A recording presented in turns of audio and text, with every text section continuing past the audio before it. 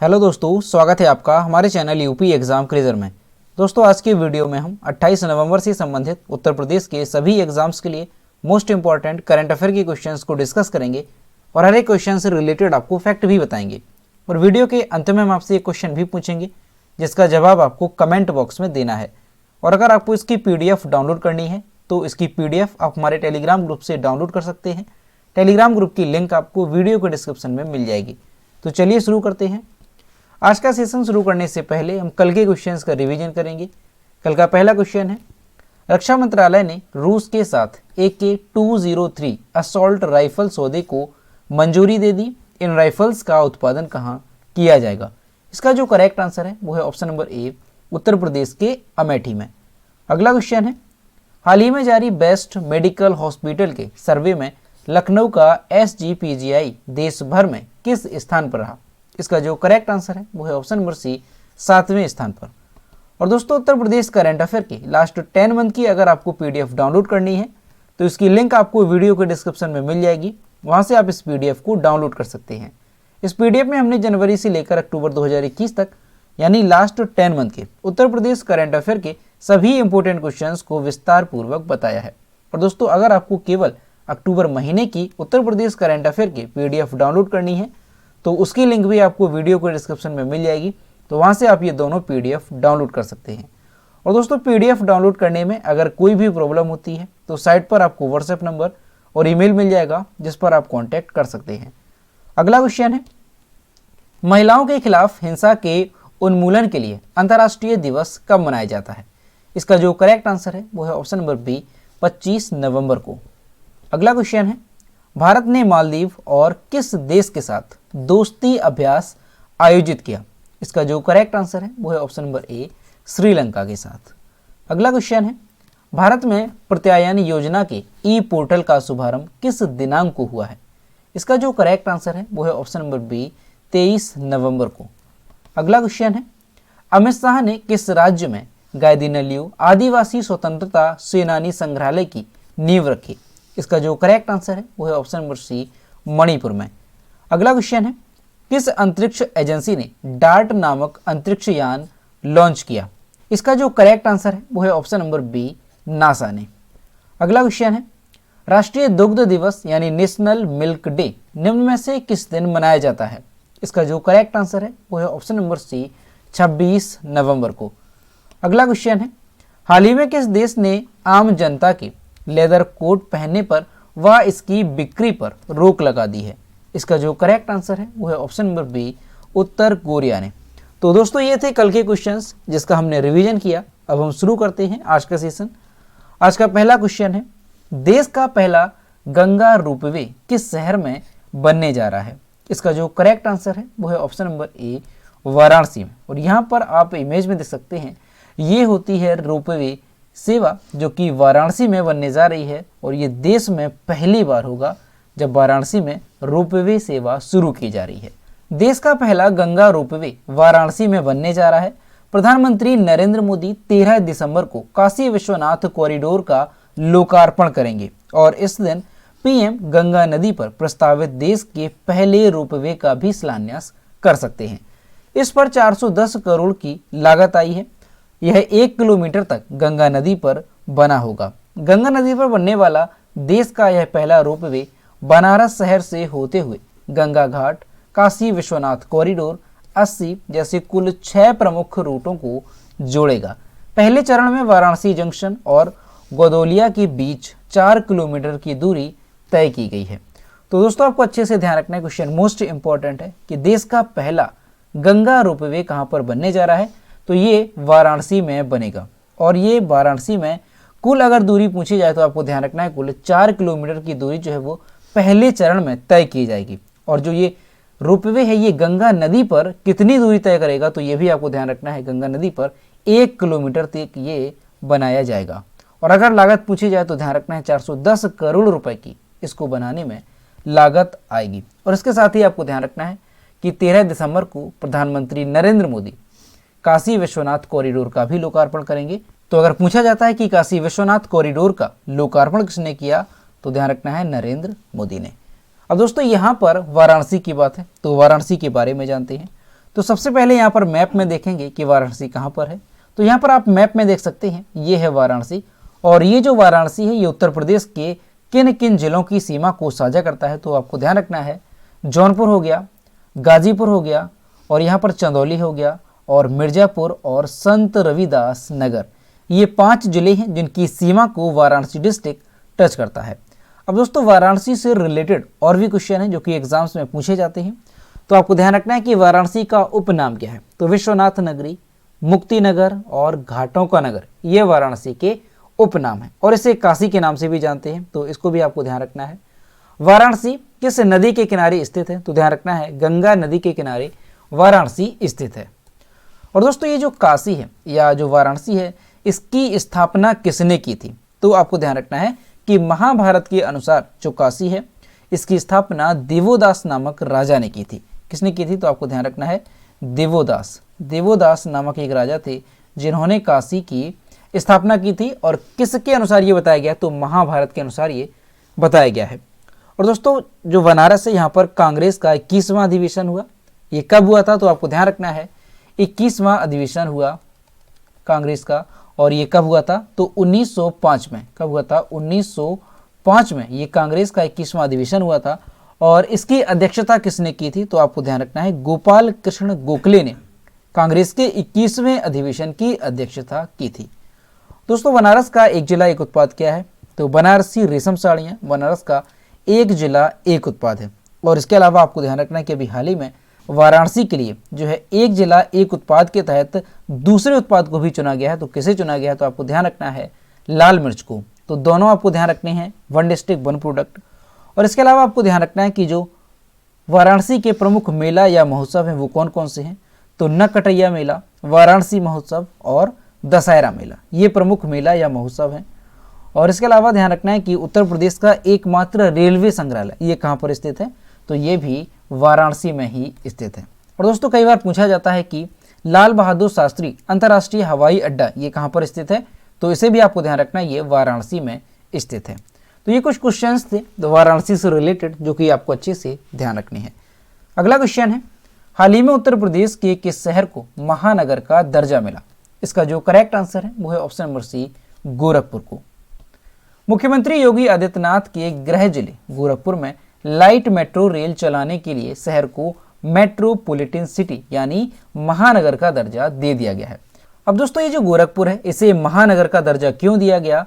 तो देखिए इसका पूरा मामला ये था कि गोरखपुर में लाइट मेट्रो रेल चलाने की बात कही गई, लेकिन लाइट मेट्रो चलाने के लिए जो शहर है उसकी जो न्यूनतम आबादी है वो 10 लाख होनी चाहिए, और जो गोरखपुर है उसकी आबादी करीब 7 लाख के आसपास है।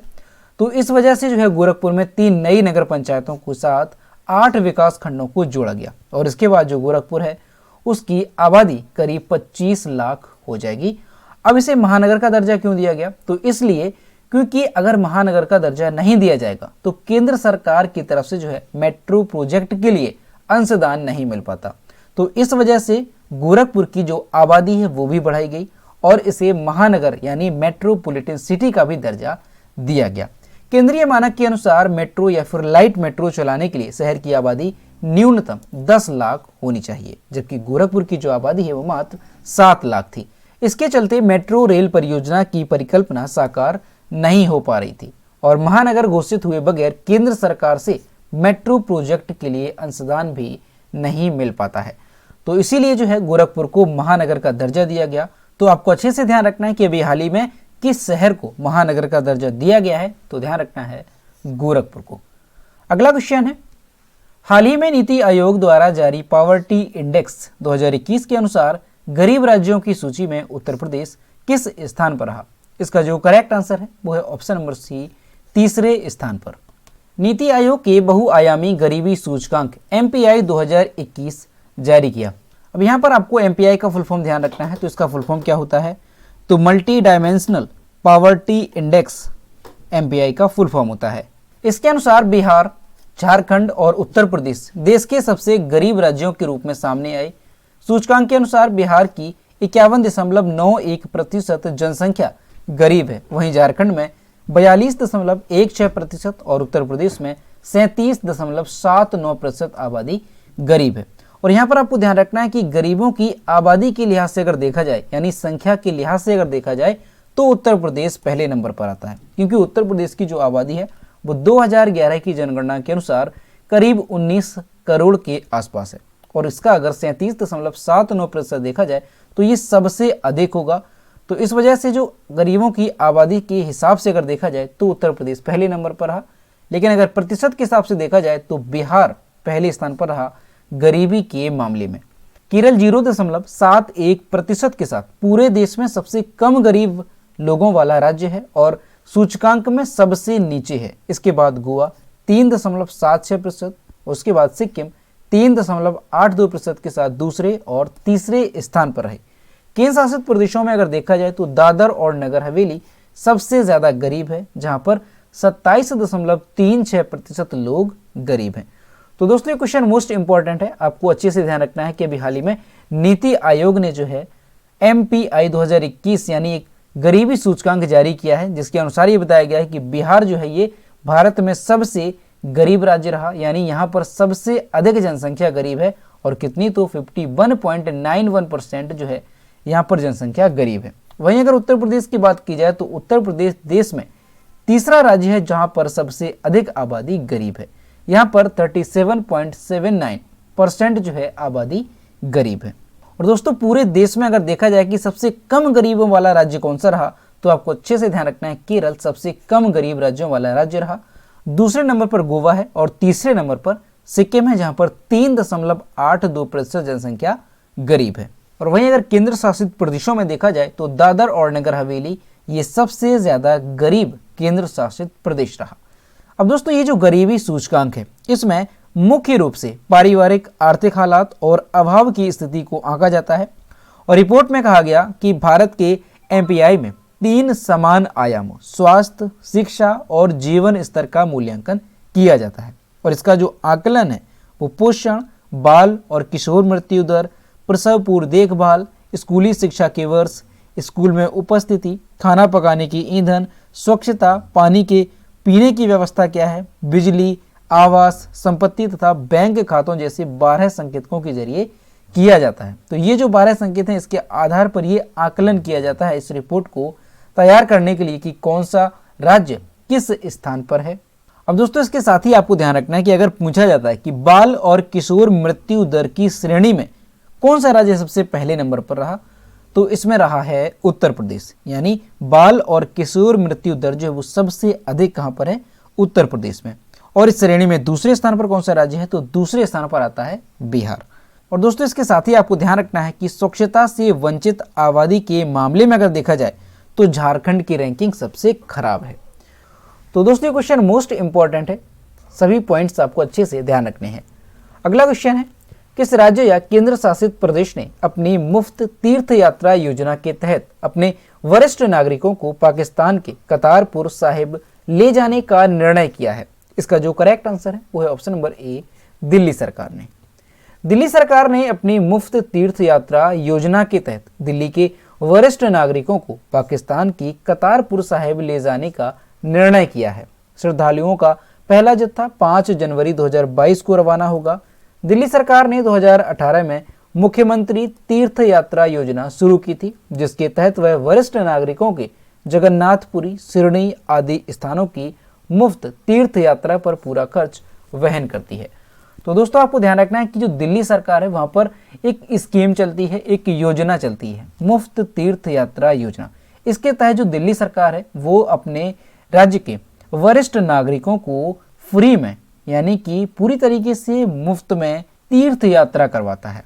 और दोस्तों इसी के चलते अभी दिल्ली सरकार ने उत्तर प्रदेश के अयोध्या को भी इस यात्रा के तहत शामिल किया था, यानी जो दिल्ली सरकार के वरिष्ठ नागरिक हैं उन्हें अयोध्या की भी तीर्थ यात्रा मुफ्त में कराए जाने के लिए अयोध्या को भी शामिल किया गया था। तो अभी आपको ध्यान रखना है कि दिल्ली सरकार ने पाकिस्तान के करतारपुर साहिब ले जाने का निर्णय लिया है इस योजना के तहत दिल्ली के वरिष्ठ नागरिकों को। अब दोस्तों अगर दिल्ली की बात की जाए तो दिल्ली की कैपिटल क्या है, तो आपको ध्यान रखना है नई दिल्ली। दिल्ली के चीफ मिनिस्टर कौन है, तो अरविंद केजरीवाल दिल्ली के चीफ मिनिस्टर हैं। और दिल्ली के जो लेफ्टिनेंट गवर्नर है वो कौन है, तो ध्यान रखना है अनिल बैजल दिल्ली के लेफ्टिनेंट गवर्नर है। और दिल्ली में लोकसभा सीटों की संख्या कितनी है, तो आपको अच्छे से ध्यान रखना है लोकसभा सीटों की संख्या 7 और राज्यसभा सीटों की संख्या है 3। अगला क्वेश्चन है, कॉलिंस डिक्शनरी ने किसे अपना 2021 का वर्ड ऑफ द ईयर नामित किया है? इसका जो करेक्ट आंसर है वो है ऑप्शन नंबर ए, एनएफटी को। कॉलिंस डिक्शनरी ने एनएफटी को वर्ष 2021 का अपना वर्ड ऑफ द ईयर शब्द नामित किया। एनएफटी का मतलब क्या होता है? तो नॉन फंजिबल टोकन एनएफटी का फुल फॉर्म होता है।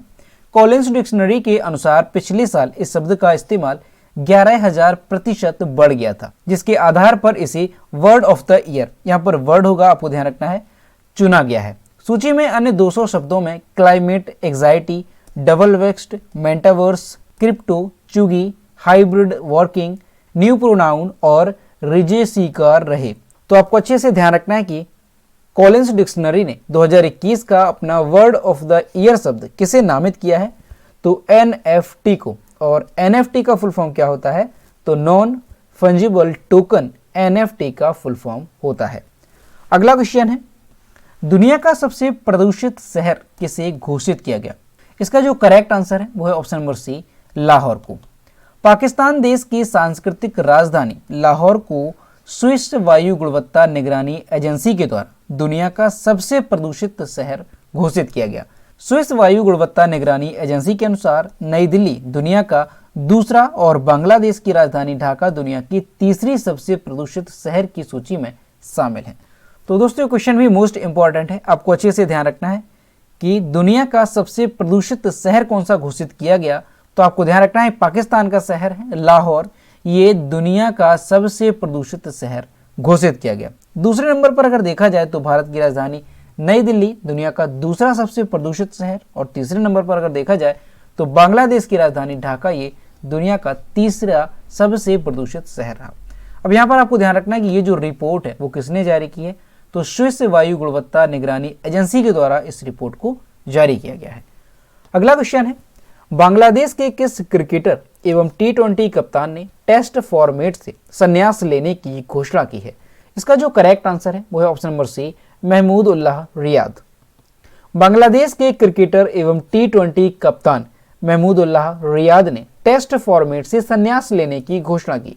महमूद उल्लाह ने साल 2009 में वेस्ट इंडीज के खिलाफ अपने टेस्ट करियर का आगाज किया था। महमूद उल्लाह का आखिरी टेस्ट मुकाबला साल 2021 में जिम्बाब्वे के खिलाफ हरारे में रहा। इस मुकाबले में उन्होंने 6वें नंबर पर बल्लेबाजी करते हुए 150 रनों की नाबाद बेहतरीन शतकीय पारी खेली। महमूद उल्लाह मौजूदा समय में बांग्लादेश क्रिकेट टीम की टी20 इंटरनेशनल प्रारूप के कप्तान हैं। तो दोस्तों आपको ध्यान रखना है कि बांग्लादेश के एक क्रिकेटर हैं महमूद उल्लाह रियाद, इन्होंने टेस्ट फॉर्मेट से संन्यास लेने की घोषणा कर दी है। तो आपको अच्छे से ध्यान रखना है किस देश से है, तो बांग्लादेश से ये संबंधित है। तो आपको अच्छे से ध्यान रखना है कि ये किस देश से संबंधित है, तो ये बांग्लादेश के क्रिकेटर है, क्योंकि एग्जाम में इस तरह से भी क्वेश्चन पूछा जा सकता है कि अभी हाल ही में महमूद उल्लाह रियाद ने टेस्ट फॉर्मेट से संन्यास लिया, तो ये किस देश के खिलाड़ी हैं? तो ध्यान रखना है बांग्लादेश के। अगला क्वेश्चन है, निर्मला सीतारमण ने किस बैंक की तेजस्विनी और हौसला योजना को लॉन्च किया? इसका जो करेक्ट आंसर है वो है option number C, Jammu Kashmir bank. केंद्रीय मंत्री निर्मला सीतारमण ने 18 से 35 वर्ष की आयु की लड़कियों के लिए अपना व्यवसाय शुरू करने के लिए जम्मू कश्मीर बैंक की तेजस्विनी और हौसला नामक 2 योजनाओं की शुरुआत की। इसके अलावा उन्होंने जम्मू कश्मीर पर्यटन के विकास के लिए पंजाब नेशनल बैंक की शिखर और शिकारा योजना को भी शुरुआत किया है। तेजस्विनी योजना के तहत 18 से 35 वर्ष के बीच की महिलाओं को 5 लाख रुपए तक की राशि व्यवसाय शुरू करने के लिए दी जाएगी। तो दोस्तों आपको ध्यान रखना है कि जो योजना है तेजस्विनी और हौसला, ये किस बैंक ने शुरू की है? तो जम्मू कश्मीर बैंक ने इन 2 योजनाओं को शुरू किया है। और इसका उद्देश्य क्या है?